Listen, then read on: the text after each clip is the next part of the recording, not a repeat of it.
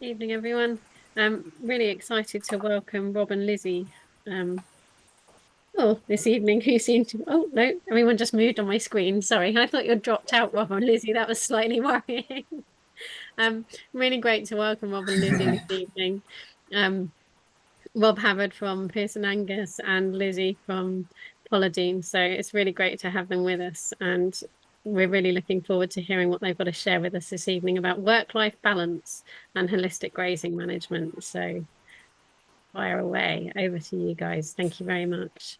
Um, Rob and Lizzie are happy to take questions, but if we can wait till the end for questions, then we'll open it up and um, ask as many questions as we've got time for. Thank you.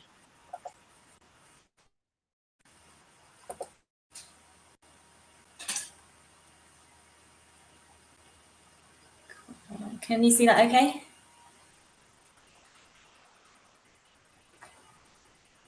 Can you see the screen okay now? Yes, we can. Thanks, Lizzie. Okay. Okay, thanks very much for joining us and coming to listen to our story. Rolly had sort of messaged through Ali to suggest some topics to talk about. I think one of the key ones, which we'll try and cover off at the end, was about having a comparison between what rotational grazing was and holistic planned grazing. And then we'll include a little bit about how we've used holistic management in some of our decision making on both our farms individually, and then a little bit at the end about how we're using that sort of to bring things together for Lizzie and I as we go forward. So just a quick overview of what we cover tonight. So just so you've got a bit of background, do a little bit of background on FePS and Angus. And then Lizzie will cover some background on Polydine Farm.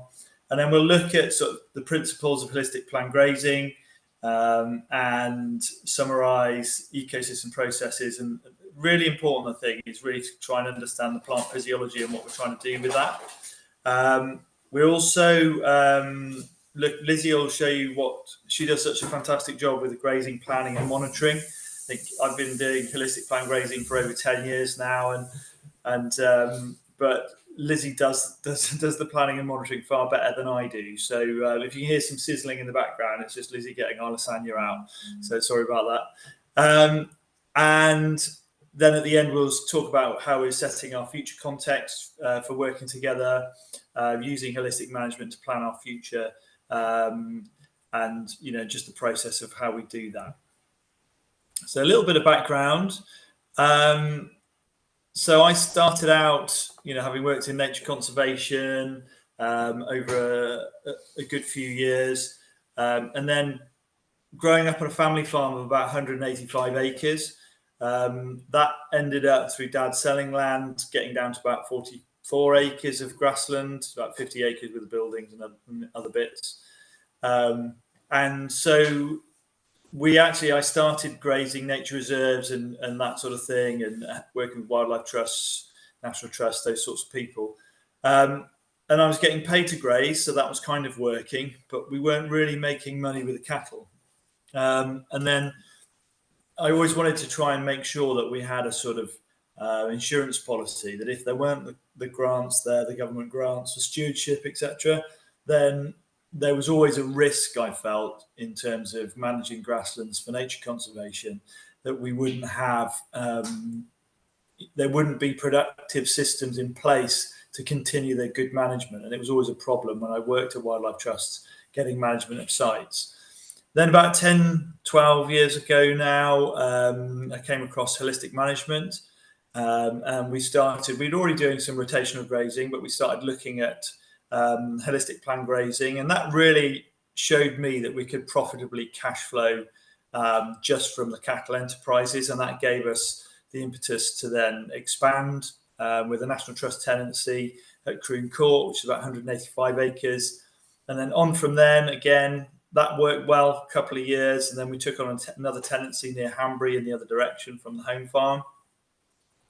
And then through the promotion of what we did, there's some estates nearby have heard about what we're doing and have approached us.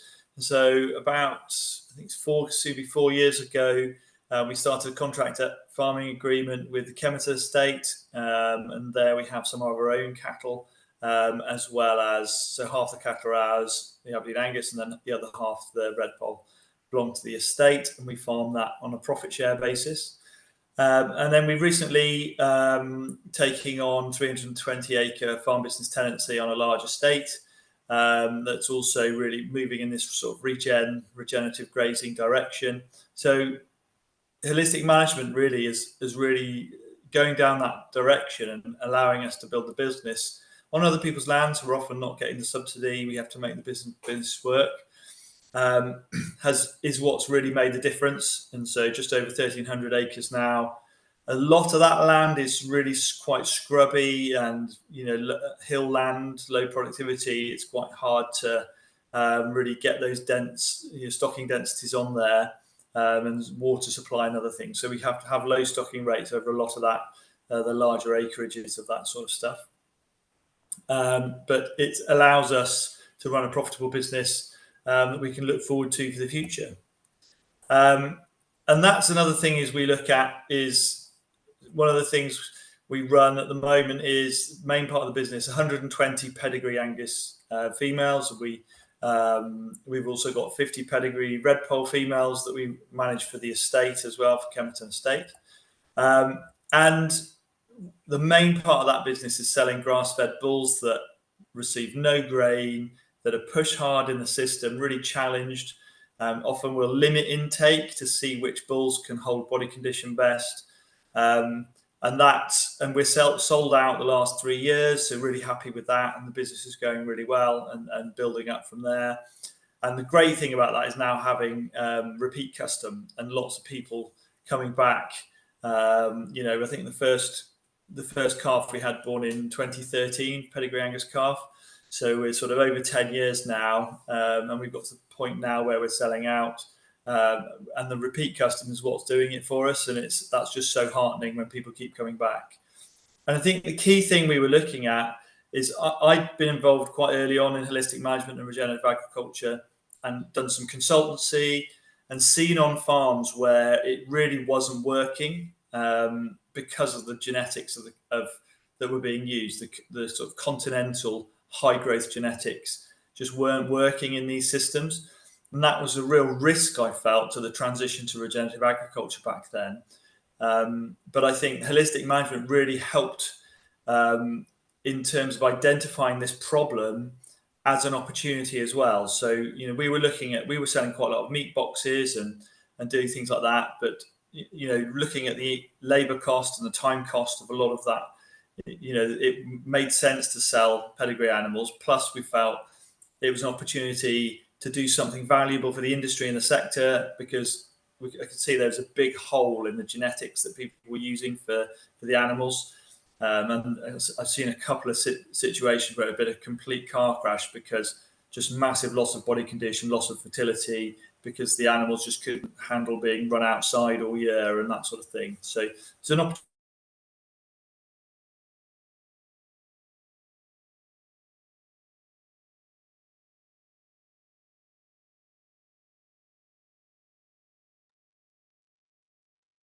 We seem to have lost Rob and Lizzie temporarily, and we just hold a minute and hopefully they reappear.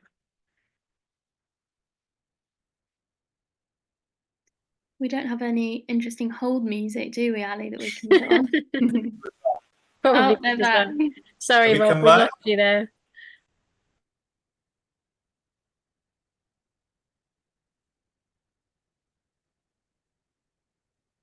We could see you, Rob. We can't see you or hear you or see your screen at the minute.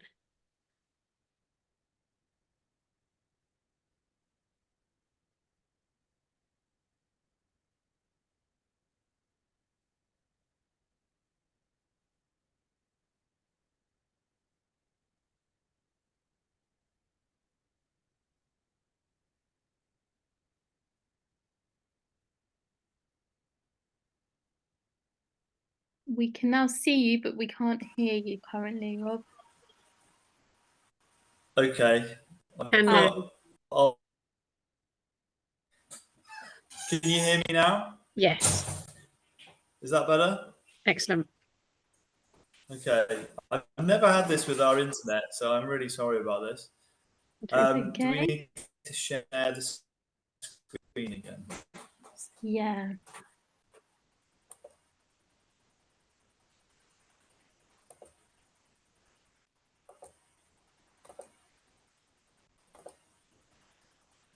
Okay, so I think we got to the point where holistic management was basically really helpful in us identifying that good repeat custom, and it was really great for us to be working with customers, repeat customers coming back, and building those relationships. And that was an important social part of what we wanted. And so here's a couple of the bulls. These are two half brothers we've used extensively. They're very close bred to each other, and the top bull Kaiser is very line bred as well. So we do some line breeding, and we've used Kaiser on his daughters. And then the resultant daughters from that mating, we've actually put him back to as well, and we've not had any problems. I won't go into the full details of that, but there you can look at my groundswell talk where we talk about the fertility and the breeding that we do and how we manage that. And I'll let Lizzie go on and talk about the Polydine farm. Cool, thank you very much, Rob. So yeah, a little bit of history on Polydine and how we farm today. So here's a map to show the holding. We've got about a 500-acre upland farm in South Shropshire. We're situated just to the east of the Stiperstones National Nature Reserve. So of the 500 acres, about 400 acres is permanent pasture and 100 acres of woodland. Mum and Dad started farming at Polydine in around 1985, and they mainly followed the subsidy, but they always had an eye on the environmental side. So they planted thousands of trees and many miles of hedgerow, and that's left a fantastic legacy for how we want to farm today. So we're able to outwinter because we've got lots of shelter belts and little bits of woodland in field corners, which has been an amazing legacy for us to build the current business on. And then, so around 2012, unfortunately, my dad got quite poorly. So bits of the farm were sold off and we downsized, reduced stocking numbers. And then eventually in 2014 to 15, my mum took the really difficult decision to sell all of the livestock and much of the handling equipment. And we moved everything over to annual grazing licenses. So this meant that we were still responsible for the infrastructure of the farm, but we essentially sold the grass to our neighbours on which they could graze their sheep and cattle. And then in 2018, I decided to come back because I had been working in London and I was meant to come back for 3 months, and that then turned into about 6 years now. So this is my mum and I. We farmed together in partnership, which has been brilliant. And early on, I was really just trying to learn as much as I could from my mum. So she knows our farm like the back of her hand. So I was just really trying to take in all of that information and get to grips with the place from a business point of view. And then in the early years, we were really lucky to have a couple of environmental surveys done. So we were selected as one of the farms from the Shropshire Wildlife Trust to do a full ecological survey of the whole farm. And then we were also involved in a local farmers group, the Upper Ronnie Farmers Group, and they were doing a test and trial and gave us a whole farm plan. And that was brilliant to just see the farm from a slightly different perspective. And areas of the farm that we thought were managed really well for things like soil structure actually turned out to be some of the worst. So this got us thinking, and we decided we needed to know a bit more about that. So we did lots of reading and watched lots of webinars, and then really decided we wanted to focus our energy on regenerating the soils on the farm. So it was quite a difficult decision to think we wanted to take the farm back in hand. So we ended the grazing licenses, which was a significant portion of our income at the time. But we decided that we wanted to try and do this and put our energy into that regeneration process. But then really we were sort of a bit stuck because we had our farm, but we had no livestock and we had no plan of what to do. And we didn't want to just replicate what we were seeing in webinars. We wanted to create a system that really fit with our circumstances and the resources that we had available to us. And one of the other things that cropped up at the time was everybody said, well, if you're going to change things and you sound like you will be changing things fairly drastically, what you should do is a baseline survey. So understand where you're starting from and then monitor that year on year so you can measure your progress. And there are a number of different baseline surveys that can be done. But we found the most important thing was just to choose one that you liked and then stick with that. So you're always comparing like for like. And a neighbouring farm was undertaking something called the Ecological Outcome Verification with an organisation called 3LM, which is Land and Livestock Management for Life. And we had a look into that and thought it looked quite interesting. It was mainly focused on soil regeneration. So we decided to have that done in July of 2021. And the great thing about that was it was totally related to holistic management. So the consultancy that we worked with were also training in holistic management, and a lot of the ecological outcome verification is around the holistic management principles. So Mum and I read the book together, which was quite long and difficult in places. And then because we thought we didn't have a full understanding of what holistic management was, we went on the full comprehensive course back in October 2021. So luckily they were running it on a farm about 40 minutes away from us. This was actually a 9-day consecutive course, which I'm amazed my mum and I managed to get through. But two of the key areas that I wanted to just talk about on this webinar this evening that the course focused on was around developing a context. So something they call the holistic context, and that is where you look at your purpose. So why do you get up and do what you do every day? What do you want your life to look like? So what is your quality of life? And then also something called the future resource base. So what do you want to have access to in the future? So if you want those regenerating soils and really high levels of biodiversity and good ecology on the farm, then that will determine some of the actions that we take today. So it was really good on the course. We actually developed a context together, but then coming away and working separately, we developed our own context, and that's really helped our relationship to understand where each of us are coming from. We're at slightly different points in our lives, and I think that's really helped us to build a strong relationship and possibly remove some of the tension that could have been there. And then the second part is about observing the ecosystem. So Rob will go into more detail on each of the ecosystem processes, but something we found really helpful is just looking at each of those processes and learning to observe whether they are improving or degrading on the land in front of us. And that will make more sense when Rob's been through each of the processes. And so following on from that, when we wanted to be improving the processes, we had been resting the land for a while, but sort of unintentionally. And then following the course, we thought one of the tools that we could use was to actually intentionally rest the ground. And we ended up doing that for between 12 to 18 months. So all of the pasture had no livestock, no machinery, no human activity on it between 12 and 18 months. And we definitely had some gossip in the local community about what we were doing, whether we were rewilding or letting the place go to wreck and ruin, all those kind of things. But we stuck to our guns, and it was really interesting to see that process of just resting and letting nature do most of the recovery. Then, so around sort of during that time, we were trying to figure out a system that would work for us. And we saw what Rob was doing, and we were really inspired by that, and decided that we obviously wanted to have animals back in the system. We wanted to run it as a farm. And we thought just sticking with one species to start with, so go for some cattle, as we thought that impact would have the best, would be the best tool we could use to deliver the environmental outcomes we were looking for. And we did try and buy some cattle from Rob, but he wouldn't sell any to us. So he didn't have any for sale, I should say. But then we all went up to Scotland, and we bought a small starter herd of pedigree Aberdeen Angus from a breeder called Fordell. And so they were introduced in November 2022. And then we've been managing them using holistic plan grazing. So we divide up the paddocks, so our fields, into smaller paddocks using things like electric fencing and drag troughs. And then we're just constantly monitoring those processes and seeing, are we improving the processes, or are they degrading? And then we're adapting our management based on those observations. Just to find out what we use, holistic plan grazing, and we use the other tools as best we can, things like holistic financial planning, and then run through the context checks for decision making. So when we come to make a big decision, we're really looking at, does that align with the context we've set out? And is it balancing environmental, financial, and social considerations? And it's just a really good way of making you think carefully about the decisions, and then also having a record for why you've made that decision. And just finally wanted to highlight the results we've had. So we've been doing the ecological outcome verification for 3 years now.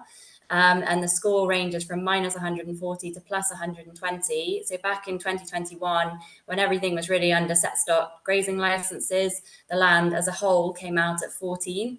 So not terrible, but not really where we wanted to be.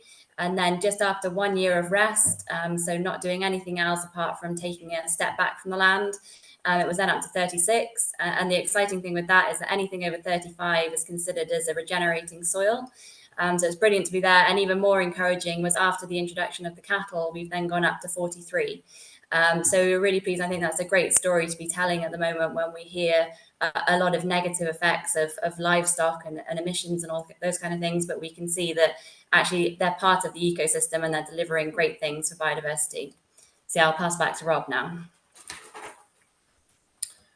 Thank you, Lizzie. I think one of the things that we often get, and that's a constant thing from whenever I've been doing training the last 10 years, is everyone wants to know about the grazing or the specifics of the grazing, and they want, what should I do when? And I think, but one of the key things, I think the biggest help that holistic management has been in terms of not just the social aspects and bringing that in, but also in terms of understanding the ecosystem processes properly.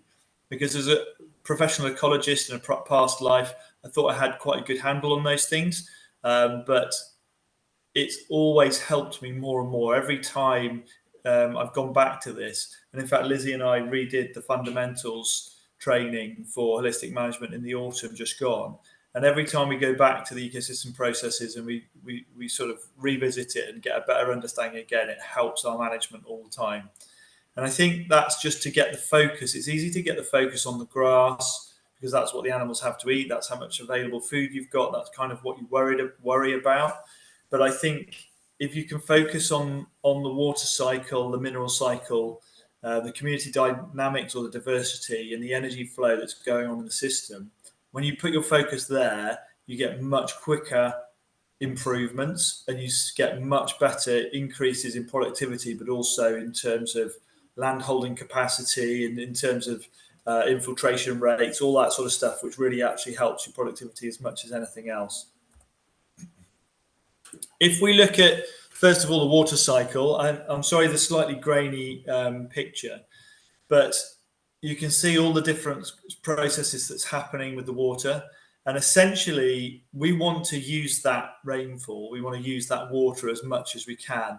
And one of the concepts within holistic management talks about effective rainfall, because we get loads of rainfall in this country. And obviously, we're talking to the Pasture for Life South group. And I know, speaking to some people, and they'll say, you know, the South has its droughts or, you know, dry periods. But you go to other parts of the world, and if they were to know how much rainfall we had in the south of England, the idea that we could call that a drought, they find probably pretty amusing. And I think the key thing is if we get, or when we get rainfall, it has to be effective. And so we must manage that by deep rooting systems to make sure it gets into the soil and then it can get underground into the aquifers, into the springs and rivers. But also in terms of that higher levels of organic matter in the soil. So there's actually water stored in the soil even through those dry periods. And that's a huge thing, even through the droughts that have been proclaimed across the news channels over the last few years. We've found we've got, where we've been managing holistically the longest, we've got moist soil right through those drought periods because we've kept ground cover, so the evaporation is not happening. And also because the water goes in, it's not running across the surface and disappearing. And so you might have plenty of rainfall, but if it's running away, then it's not effective rainfall. You're not able to use it. And so the more complexity you have in your, in terms of your vegetation structure, as well as diversity of species, diversity of structure, that really helps in terms of transpiration, in terms of holding on to moisture. The little eddies of air currents you get around trees, for example, all of these things will, limit the amount of wind evaporation as well as sun evaporation. And it just creates that diversity where there can be drier and damp parts of a field, but they can also be that moisture can be moved by the soil biology as well. So if you have a healthy soil with a good water cycle, then the mycorrhizal fungi can move, the roots can move water as well to different plants, between plants, deep rooting grasses helping the more shallow rooting plants as well, exchanging water for nutrients that the others give. And it's, so if you get all of that right, it has a huge impact on your productivity and your diversity and the environment that you're in as well. And I think we can all agree that more than ever, we need clean water leaving our farms, leaving our catchments. Our local communities often go and swim in the local ford in the stream up the road. So, we want that to be clean water as well. Then if you think about the mineral cycle, you've got two scenarios there where you can see where you've got that real diversity of root mass and the strong action of the healthy plants growing vigorously, particularly in the growing season, and you've got that exchange of nutrients happening in the root zone. You've actually got a drawing up of the minerals from the soil, as you can see on the left-hand side, into the leaves and into the grasses and the different plants. And the diversity of plants is really important for this, because actually it's amazing when you look at the mineral composition of each of those different plants and in each of those different tree species. So again, having diversity within your farm in terms of structure, in terms of leaf drop, in terms of grass and forb species as well, has a massive impact on what minerals are then falling on the soil and decomposing and becoming part of that soil. So that cycle of taking the minerals from the deep root zone, from the soil, and then onto the surface through photosynthesis, getting bonded into the cellulose and the lignin, and that's decomposing as it goes through the animal, but also, and we obviously want minerals for animals within the forage, and keeping that mineral cycle has a huge impact in terms of the health of the cattle, but also in terms of the vigor of the grasses. We've noticed, particularly at Croom Court, where we've probably got some of the best results, and here at Fepson, where we've got incredible wintering on really heavy clay now after sort of 12 years of this. And we'll notice that the grass just stays green right into the winter. We don't get that sort of lignification and the senescent grasses turning too brown, because the mineral component's so high and it's able to access, for example, silica, which can really help the leaf strength in those situations. So again, focusing on mineral cycle have a huge impact.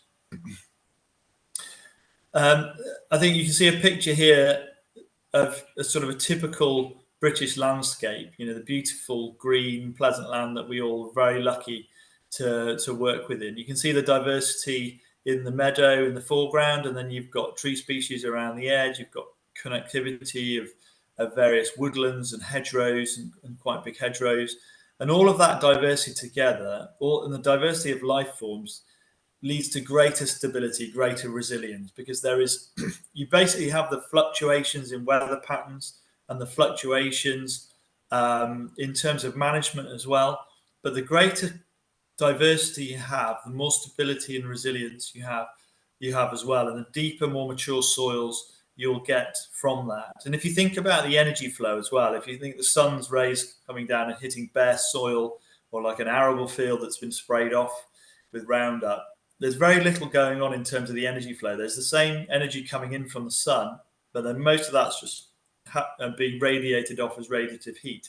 So it's not really being used. But every layer of vegetation, every diversity of structure, so you've got capturing sunlight at every different level, from the canopy of the trees right down to the shrub layer, then into the grasses, and having diversity of structure within the sward itself can help you capture more sunlight. And then the more diversity you have in terms of insects and mammals and fungi in the soil and the soil life as well, every additional layer is another activity within the soil that creates another form of energy happening. So there's more life, there's more energy, and that can warm your soils later into the season or early in the season. That can have big impacts in terms of that. But it definitely has an impact in terms of being able to take in rainfall for your water cycle. Obviously, it has impact. We've just talked about mineral cycle, and key for energy flow. And I'm sorry that's a little bit grainy, but if you look at the soil surface, you've got a pyramid going down and a pyramid going up, and essentially you've got the base level. So on the above surface, you've got the growing plants, then you've got the grazers, then you've got the predators, and then you've got decay. And you can, in those grazers, that could include voles or rabbits or whatever, and then you've got the predators of those. The grazers could be also considered the grasshoppers and the crickets as well, and the predators of those, and so on. And every time you move up each trophic level, you have, because of entropy, laws of thermodynamics mean you lose energy every time you transfer it from one form to another. And so that's what's happening. And again, below ground, you can see the same process happening. Now, if you take out the diversity in any of those layers, you're reducing the energy flow, and you're reducing the amount of time that you're keeping the energy. For example, most of the energy we get from sun and rain, you're reducing the amount of time that energy is staying in that square foot of soil, if you like, or that cubic foot of soil, and the grass and trees above it. So the more diversity you have and the more layers you can bring in those different trophic levels, then the more you're keeping energy, the more life you have in the system. And then that helps you in so many different ways when you're managing. And so hopefully you end up with something looking a bit like this. This is Croom Court. This is a good few years ago now. So this is only after managing for about 4 or 5 years. We had some finishing fattening cattle on here. We were fattening off grass. And we're just about to move here. So I know some people have different views on residuals and what you should and shouldn't do with grazing. And having more and more back and forth on this sort of thing lately. And I think with holistic management, the key thing is that we've got so many different ways we can graze. We've got a toolbox full of methods. That could be ultra high density if we want to hit some weeds, or if we want to add a lot more manuring in and having more animal impact. We can do severe graze. We really take everything right down. But the problem is, and you do hear some practitioners talk about with the ultra high density stuff, they'll talk about everything but what they're doing is selective grazing. But as an ecologist, in terms of plant physiology, I think there's something misunderstood there, which is that if you graze severely, you are selectively grazing in terms of you're selecting against certain plant species. So severe grazing tends to select against the diversity of the sward in terms of the wildflowers, whose the growth points are much higher up. It tends to select against the deep-rooted tussock grasses, because again, it's grazing often well below the growth points, and it's not allowing to reach their full genetic potential and get the roots down as deep as they could.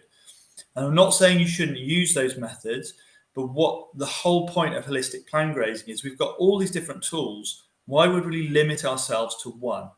And so it's horses for courses. Whatever grazing situation or grazing strategy suits you best is the one you should choose. And so we shouldn't just limit ourselves to one. We should have an open mind and do what's the right thing to do next.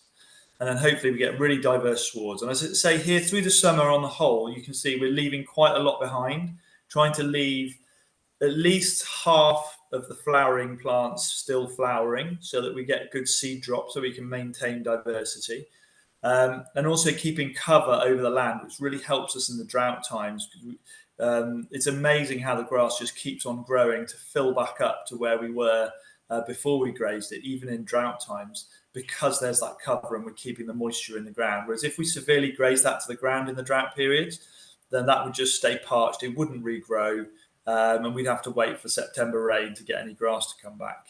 So just keep an open mind, and it may be if you're using the more intensive grazing, think about just using different techniques when it's suitable. The other thing we're trying to do is, I love this quote, and I always put it up, so I'll leave you to read the quote on the screen. But we try and mimic natural processes. So we're trying to look at that quote. There's just millions of buffalo crossing a plain and all grazing at the same time. Now, the key thing with that as well is to remember that in summer periods, in high growth phase, actually, if you go and look at the Serengeti and other places, you'll often see that the herds are actually quite spread out. And so there's that side of it as well, but they're always moving to provide the rest periods. And they're moving largely because of the predator situation.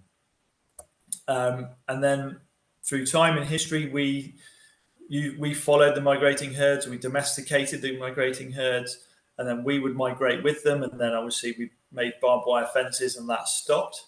But if we can mimic all of these patterns of grazing, then we can have such a huge impact. I'm sure everyone involved knows understands the potential that we have. And just to say that, just taking, if I think about some of the grasslands we've taken on at, say, 4% organic matter, and in 10 years we can move those up 10% in organic matter. And then we have some pastures now that are getting up to 17, 18, 19% organic matter on our clay land. So the potential is huge. If you think of an area the size of Western Europe, something that I think is perfectly achievable is to increase the organic matter levels by 1% across that area. And if we were to do that, we would actually take out of the atmosphere the same amount of carbon that has been emitted since the beginning of the Industrial Revolution. And that's not a huge ask just to go up by 1% organic matter. Lots of people are doing that on arable farms, and certainly it's easy. I'd say it's easy on certainly on pasture land. So huge potential, and using this framework, which we can't go into full detail, but if you haven't done the holistic management training, I urge you to go through it. And the more times you revisit it, have an open mind to it, and it'll have a huge impact on your business. It certainly has for us. And this is in the Karoo, and you can just see, you can guess which side's got holistic plant grazing on, and just the potential impact. If you think about the radiative heat difference from one side to the other, it's huge. So in terms of what we're trying to do when we talk about mimicking natural processes, Alan Savory, who came up with holistic management, I'll just show you this picture then. One of the things he's said about our climate is the work of Andre Vezin is unbeatable. He hasn't seen better, and I think it's really worth looking at the work of Andre Vezin. And the key thing, I think, in terms of balancing everything, because we can manage grass perfectly, or try to, but we also have to balance our lives and having weekends and that sort of thing. So if you're moving 4 times a day, that's not much good for your weekend. And I think so we have to balance things. But as a principle, it's really important to think about the fact that a grass plant is growing, and once it reaches its full height, it's evolved with grazing animals. So as an adaptation, it makes sure that in the root mass, it's storing energy ready to regrow from when it gets grazed. And so once it gets grazed, then it uses the energy in the roots and crown to then regrow the plant. Now, if you graze again before it's had a chance to put that energy back in the roots and crown, you delay the next regrowth phase by about 18 to 21 days, the research shows, in our environment. And so that's what Andre Vezin pointed out in 1959. And I think that book, Grass Productivity, I'd urge everyone to read that 3 times and just digest it, because it's the best information I've come across in terms of grazing. And then how we do that, there's a great quote there from Voisin, but the electric fence is how we do that, and I'm sure many in the group are using fences for that. This is just, again, to talk about plant physiology. We definitely see this, particularly with the bunch grasses. So where we've had the best results is where we've got really good coverage of cocksfoot, tall fescue, those deep-rooting bunch grasses, and then mixed in with all the other kinds of grasses, the meadow grasses you'd expect to find. The more diverse, the better, really, and then a lot of herbs as well. But unless we allow those plants, those bunch grasses, to do their work, they're the real structural powerhouses within our soils. And so you can see this huge root mass. And as a general rule, the root mass or the below ground biomass is more or less equal to the above ground biomass. And so if you graze to the level on the left, then that's where you might take your root mass to. If you graze, you get the picture from that. So by allowing our grasses to reach their full genetic potential, we allow their rooting depth to get to the full genetic potential as well. And that is transformational in terms of your farms. But we've got heavy clay, 12 foot of clay, and we're wintering on that with ridiculous stocking rates. And occupation times that we couldn't dream of doing that 15 years ago. Then this is just to look at set stocking, where if we have set stocked, you can see you've got you tend to leave the plants that are unpalatable. So that big plant in the picture could be a thistle, a dock, or an unpalatable grass. And what tends to happen with set stocking is you leave it behind, and then it's having a party in the deep root zone whilst everything else is struggling. The seed drop is going to be far greater, and it's going to have very much more viable seeds than the other plants, and you'll tend to get more of it. And so that tends to happen when you have set stocking across a season, an entire season. One of the key things with that is you can have a little bit of selected grazing or leaving more stuff behind through the summer period, as long as in the winter we then take everything on the final graze as close as we can to the ground at that point. So at least once a year we're taking that down before winter, then everything gets a chance. You open up the seed bed and you maintain that diversity. And so as long as everything gets grazed at least once a year like that, then you're not going too far wrong in our climate. And then hopefully you end up in a position where you've got really productive grassland, and the grass you've left behind on the platform is still there the day after. So if you have a drought, you know you've almost got the same amount of grass you had yesterday as you move through that drought period. This is just an example to show how root mass can be affected. And I think it's probably not as drastic as in the picture, and I'll leave you to read that. But the key thing for us is on day 5, usually that's when you can pretty much regraze. So our occupation is always less than 4 days if possible, and we'll tend to have that leads us into moving about twice a week, which is more or less every 3 or 4 days, because labour cost also comes into this. We could move every day or every other day, and then there's also weekend time to think about as well. But looking at the increases in productivity that are available, and we've certainly tested it, of daily moves or moving every other day, we don't see the productivity increase that justify the extra labour cost, and therefore we make that decision on an opportunity cost, and we don't do that. And then that's just some pictures to show the stockpile that we're going into, what that looks like often. So still quite nice and green. And then I'll let Lizzie go on and talk about the grazing planning process they have at Holiday. Well, thank you very much, Rob.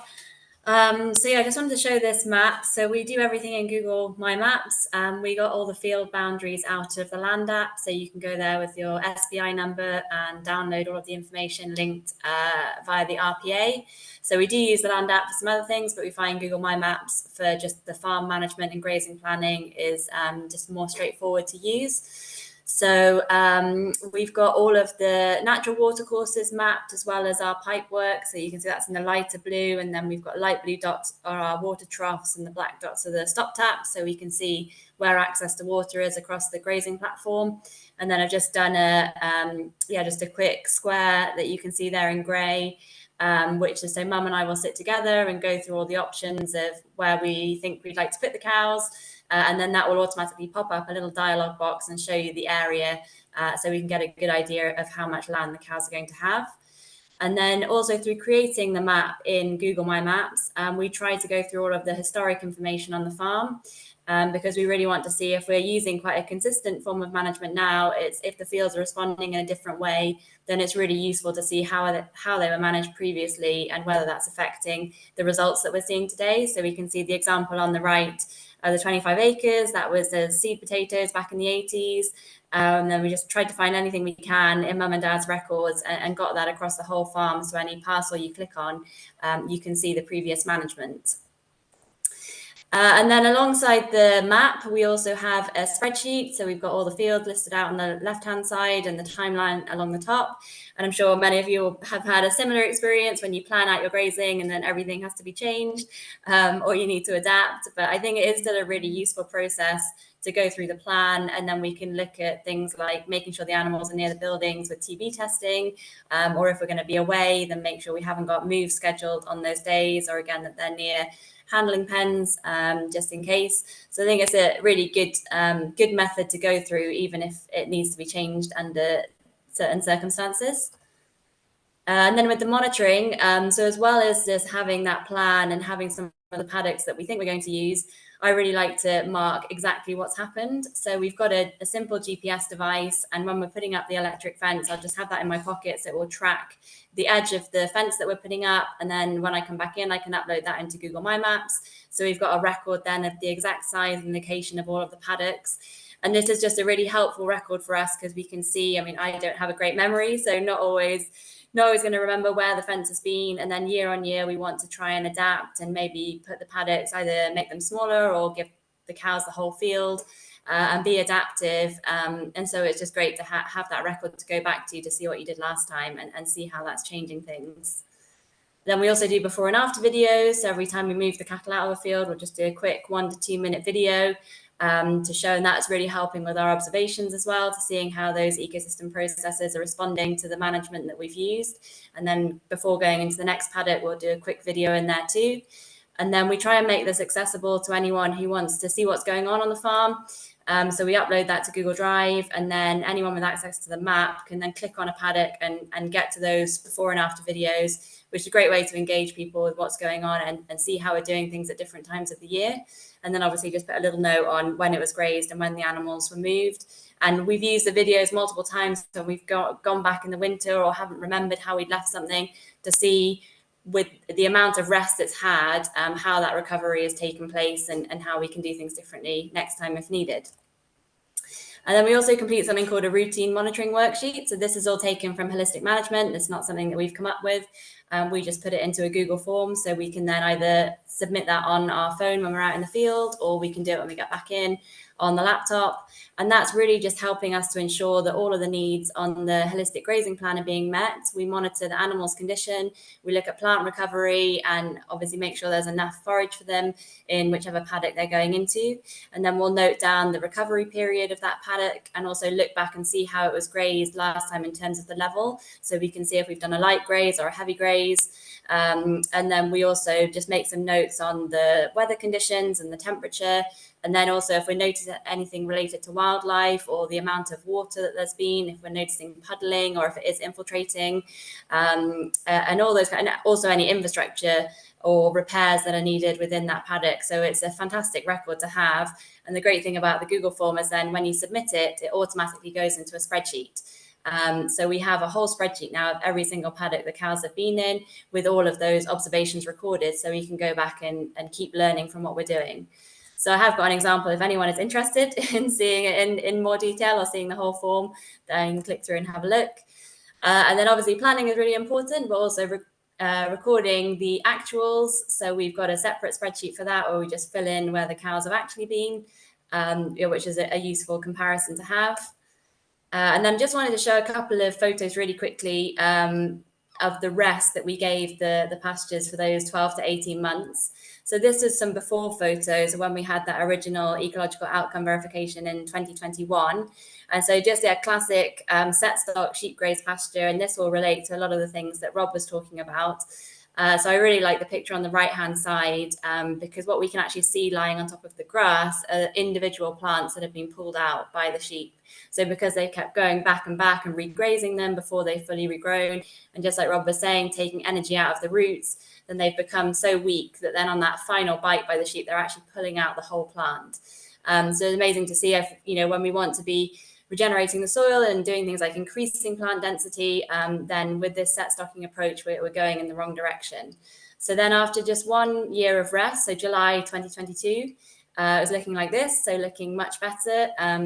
And actually this was only rested from the beginning of April. So those graziers were still on there until the end of March 2022.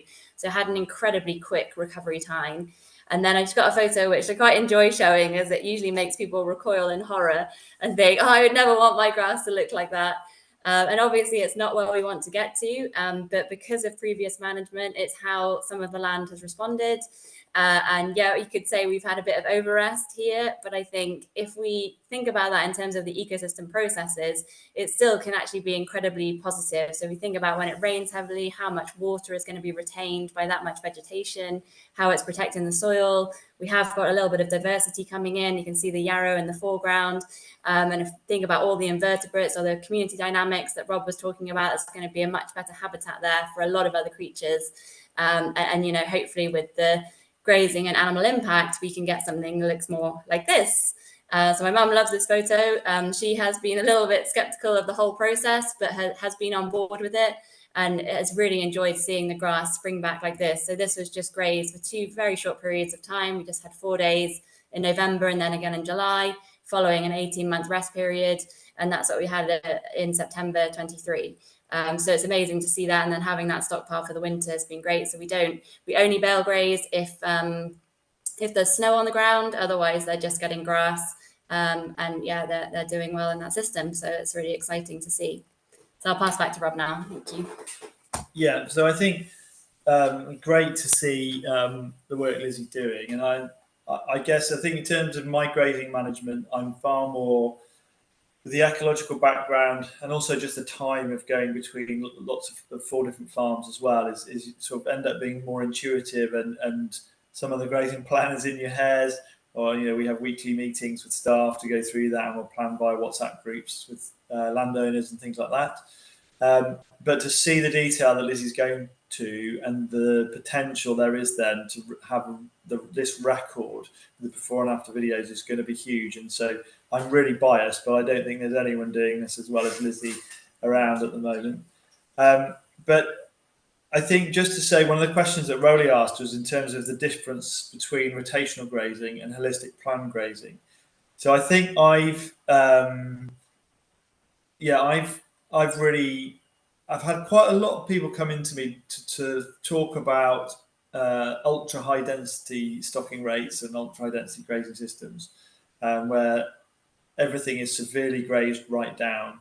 And I think I'd largely call that a rotational grazing system, because it tends to be not very adaptive, and it's fairly prescriptive, and it's a system of grazing. And I think something Alan Savory talks about is that all grazing systems fail. So that's why you need to have an adaptive grazing sort of toolbox, really, so that you can adapt to different situations. Because if you just apply a system all the time, then it'll fail in different environmental situations, depending on drought and other things.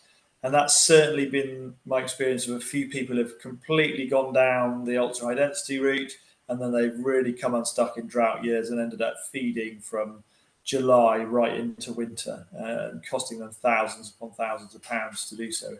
And the whole point of this really is that we can graze systems that can really help us winter cattle cheaper, because we live in a wonderful climate in the summer where it really almost doesn't matter what we do with the grazing. That's why there's so much set stocking goes on.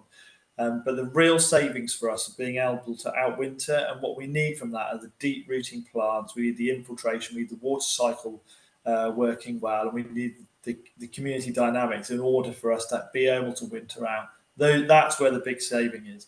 So I think my personal opinion is that we need to have grazing systems that really work for diversity, because it's never been more important that we can tell good stories about what we're doing. And I think if you're grazing through the summer period and you're grazing out everything and you're not leaving anything through that flowering period, that's a problem, potentially ecologically, with my ecologist hat on. And so I think the key thing for me when we talk about the difference between rotational grazing and holistic planned grazing is that toolbox, the fact that we can do whatever we want. We can do set stocking if it's the right thing socially for us for a bit, if we're going on holiday or whatever the reason is, or if we actually want to have weekends. And I don't know many people who've been moving daily shifts unless they're dairy farmers, for more than a few years. Most people start eking out after a while, and I think that makes sense. It certainly makes sense from a labour cost point of view in a beef system. Maybe in a dairy it works, but it's really about making sure you've got options all the time and you use whatever option is the best in different situations, not being too prescriptive. Okay, and so we said we'd talk a little bit about setting our future context and how we're using holistic management. And I think one of the things we've looked at is, I just want to touch on before going into some of the other stuff, is the fact that this is about balancing the financial, the social, and the environmental considerations. And I hope we've managed to talk about all of those things today. I think we were talking quite a lot about how one of the things, there's lots of checklists and worksheets and planning charts for the grazing and the ecology to a degree, but there isn't much within holistic management in terms of what's there on the social side. And so we have been talking about that, and then Lizzie has come up with a really fairly simple system of of actually having some social context checks. I don't know if you want to say a little bit about that. Yeah, just, I mean, I do love a spreadsheet. So, but just a simple list, I guess, of things that are really important to us. And so then every week we just check in with that list and use a traffic light system. So anything that's going well gets a green. And if it's something that we might have missed a couple of times, then orange. And then, yeah, you see how it would work. But I guess that would it just keeps bringing us back to our context and what we've said is really important to us. Because it's easy to get distracted by things and be taken in different directions. So if we can keep coming back to what we want our lives to look like, and then have a really easy way to check that and make changes quickly, on a weekly basis, so we're not suddenly 6 months down the road looking back thinking, oh, I wish we hadn't done that. Then we think that's another really useful tool to use as part of the holistic management process. Yeah, I think it's really useful. And a good example of that is, I think one of the things that flagged up red on the traffic light system was after in 1 week where we missed lunch 3 or 4 times or something. And so it's just something simple as that, which when you're really busy, sometimes it can just be something that you do. But just actually thinking, is that sustainable long term if you keep missing lunch? We can be quite busy. And then I think also then, we won't share the whole context, but when we really sort of drill down to what we want to do, what's the most important thing for us, we both have a real passion and love for the places we grew up at Fepsom Farm and at Hulton-Harrop, and something we really just wanted to do. If we were to look back over the next 30, 40 years, was actually just to have those places just absolutely singing in terms of ecology and wildlife and productivity and healthy animals on there, and just somewhere that's just a lovely place to be because of that, that you almost wouldn't want to leave.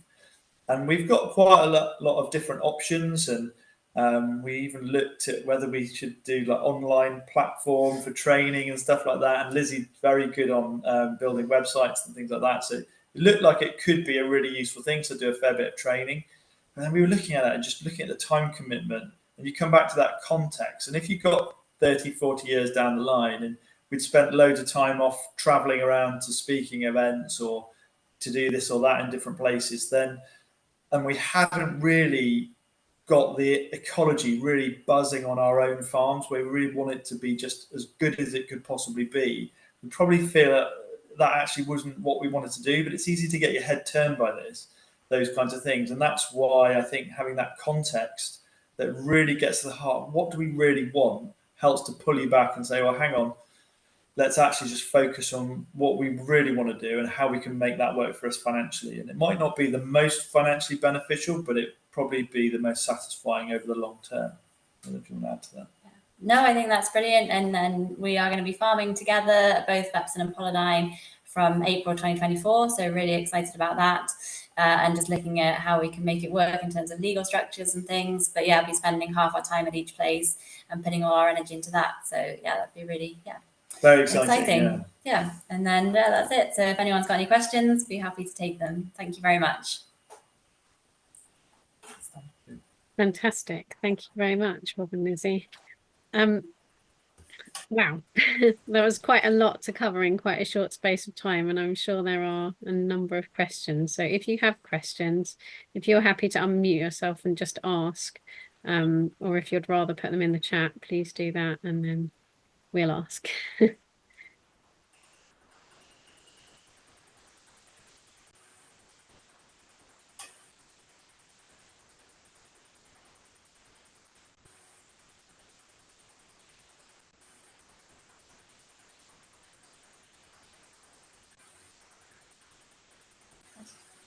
Go for it, Fergus.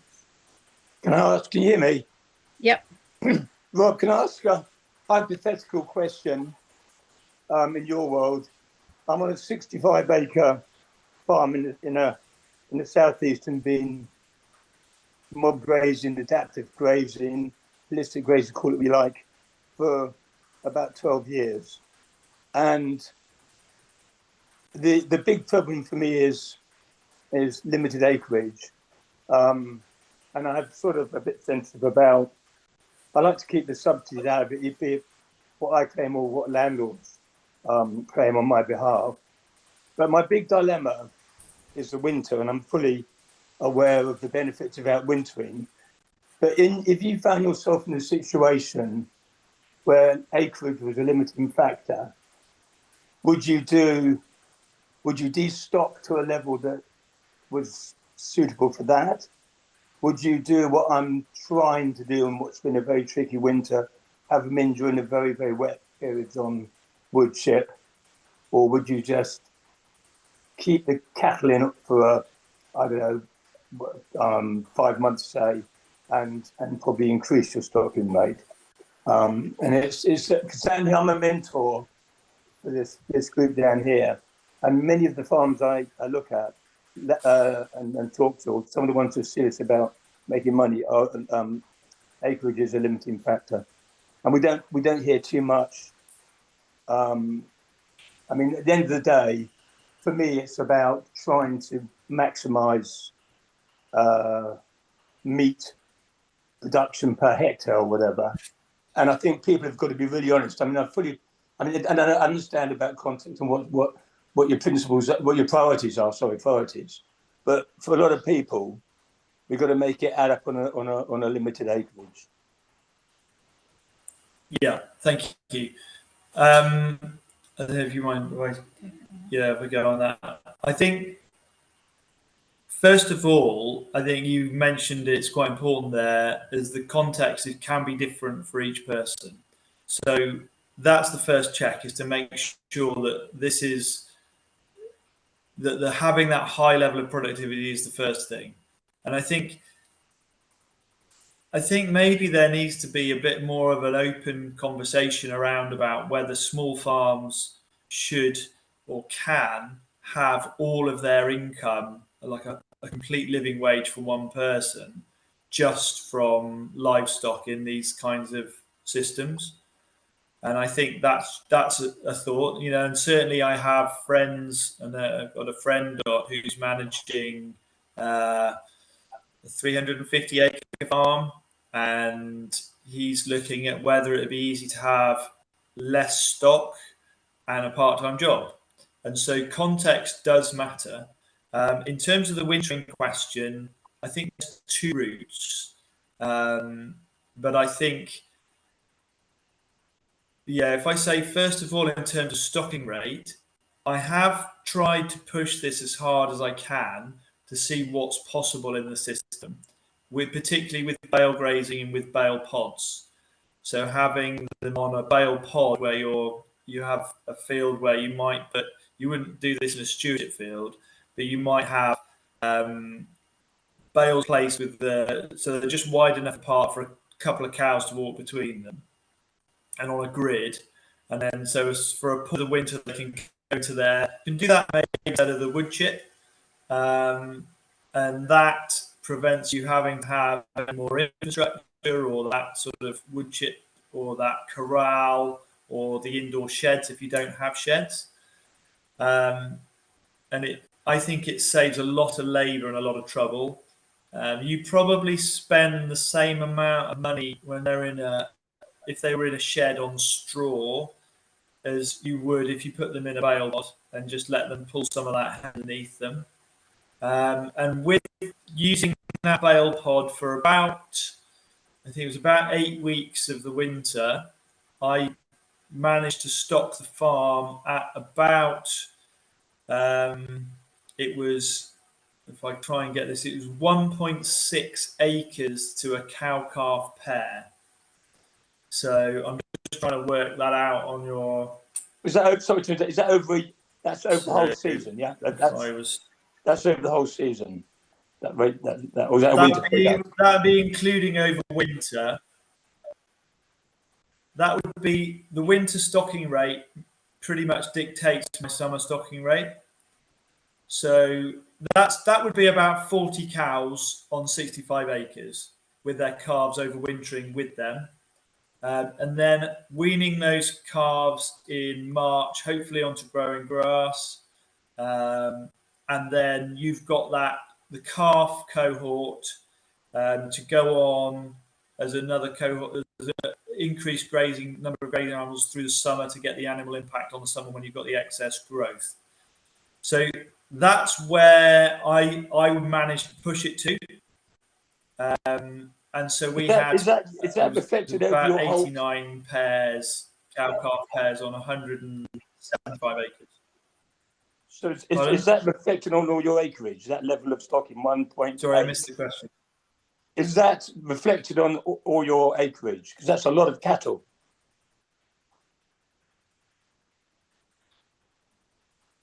Yeah, no, it's not. I did that on one farm for a season to see how far I could push the stocking rate, because it's a question I had a lot.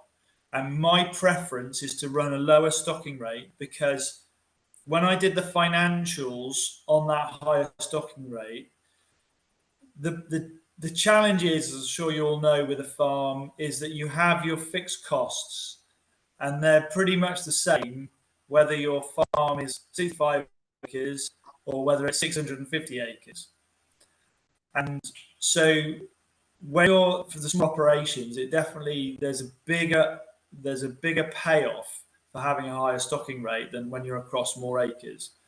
I try and turn it a little bit on its head, in that, like, we farm on other people's land. We're often delivering what other people want us to deliver. So we're giving them, and we're helping them have access to a lot of the grants that they may not otherwise have.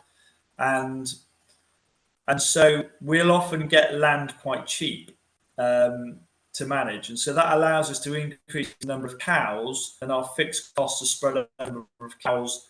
And I try not to look too much at the stocking rate across the whole, because it's more about, does the extra cow I'm carrying bring more money? And I think on each farm it'll be different. But when I did that higher stocking rate, I definitely when I looked at it, I was like, well, I think it was 87 or 89 cow-calf pairs through the winter on that farm. And I think I worked out that if I'd had 30 less cows, I'd have made exactly the same amount of money. I think that's what I'm getting at. Thank you. And so, because of the extra cost. And so it's really, each farm will have, it's just standard economics really. It's that marginal benefit of the extra unit of production.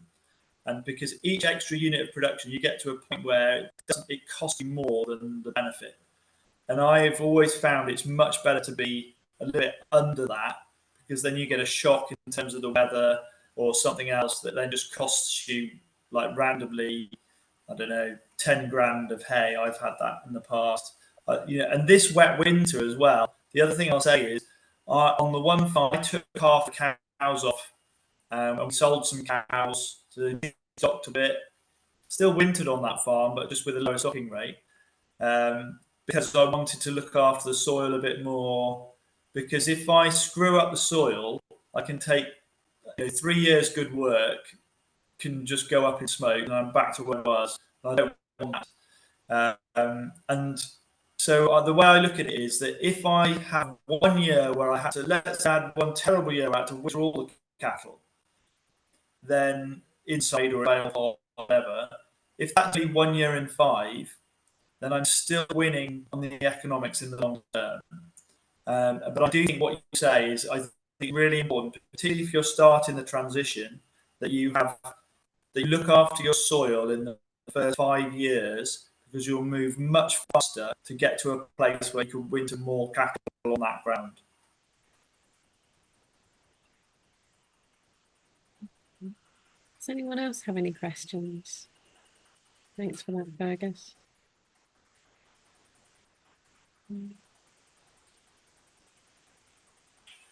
Very clear. I mean, I'll say some more if you like. I mean, on regards to taking it to I take a very different approach. And we talk about, I mean, I'm only speaking because no one else wants to speak, but maximising on a tight acreage. Rather than going for the caution, I use various tools, one of which is have a store of hay, so obviously bale graze more, and the other one, of course, is the ability to destock, which you sort of touched on. But I think big question mark, isn't there, about and I don't understand the science, but I mean, I've done the bale grazing, but the likes of Jamie Alexander or whoever, will tell you that your best improvements in organic matter, deep levels of organic matter, are going to come from grazing management more than bale grazing and the trampling and all that sort of stuff that goes on with that, and the winter trampling. So I'm trying to get my head around that as well. It's another thing that, you know, the grazing, getting the grazing absolutely right. Because I've tended to go down the trampling route in the past, but I don't know if you've got any comments on that. And I'm now looking to do things slightly differently, which and I don't know whether it's something you've thought about, as opposed to raising soil carbon by, you know, a massive amount of trampling, which inevitably happens when you're bale grazing, and that's what you've just been talking about, situations. Yeah, I think the above ground biomass you're adding in can get pulled in by soil life, by worms and that sort of stuff. But I agree, the big wins are from the deep rooting grasses. And having that structure in the soil can turn our clay soils into a quagmire into something where you can't make a puddle, even on the wettest day. And Lizzie's seen that here at Fepton, where I can think we had 22 bulls that were 500 kilos each. They were on 4 acres for 21 days on heavy clay without any hay, and they didn't leave a mark, did they? Yeah, it's amazing. So now they are losing the condition by the end of that period. We're really starting to clean up because we want to challenge them. But that changes your wintering potential, because I could have kept them on for 22 days, and then I could have rolled bales of hay into that 4-acre paddock for another 22 days if I wanted, and it wouldn't have affected the soil. And the key reason for that is because I've got that structure in the soil. Those deep-rooted grasses will go down, the roots are down 1.5 to 2 meters. And if you get it right, if you allow them to express their full genetic potential. And I think some of the Jamie Elizondo stuff, because he grazes so short in the summer, or that severe grazing, it doesn't allow the tussocks to form as big as they might. And that then limits the potential to really change the soil to have that wintering capacity. And I think where we've taken on farms where there was very little deep rooting grasses because it was just completely over sheeped. And I think Lizzie's seen a little bit of this on her place, is it takes a long time to get those deep rooted grasses there. You don't seed them there, or if they're not in the seed bank. A lot of the land on the one farm I think about was rotational land. And so when it came out of grass, everything was sprayed off. I mean, the arable days of, all the seed bank was emptied of grasses with Roundup to try and get those weeds out of the system. So there wasn't much of a seed bank there on a lot of it. So we just didn't have the deep rooted grasses there. And that took a long time for them to establish, but they are really just starting to come now. But that's taken 6, 7, 8 years, and it'll probably take me another 5, 6, 10 years now to get to where we are here at home at Fepton. And unfortunately, there isn't really a shortcut. Some places you can get there in 2 years if the seed bank's correct, but it just depends what it's like now. But I think the key focus for me is to try and get as many of those deep rooting grasses as I can if I want to have the best wintering capacity. And then it's everybody's right. A lot of people, a lot of the experts, I don't consider myself an expert, but a lot of the experts think they're right on the grazing. This is what you've got to do. This is what you've got to do. I think the most freeing thing about holistic management is you know what you want, which is really deep roots and really resilient so you can winter on. So then you're actually going to test your decisions, practice different things on your farm. Then you're going to be the expert on your farm, no one else, because you're going to see what works and you know what you want to get to. You try different things, assume you're wrong. When you're going in the right direction, you keep doing that and adjust. It's an art form as much as a science. And there's no one knows more about their farm than the farmer who's farming it. And I think that's what holistic management sort of focuses on, I think. Excellent. Well, I just want to say a really big thank you to you both, Rob and Lizzie. Really interesting, and you covered a lot of ground this evening. So thank you very much for taking the time to be with us. It was great to have you. Well, thank you very much. Thank you. Yeah, thank you very much for having us. Brilliant. Well, thank you for coming